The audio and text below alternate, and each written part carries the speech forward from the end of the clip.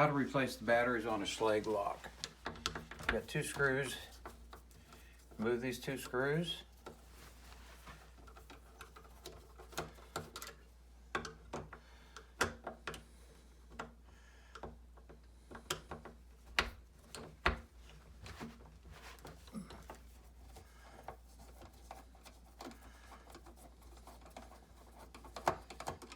Pull it off by the handle. Got a door, a little latch at the bottom. Pull the latch out. There's your batteries. Replace your batteries. Hook it in at the top.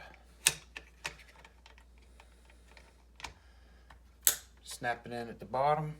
Trick is putting it back on.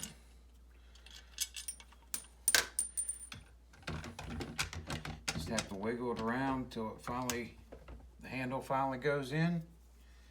Replace your screws.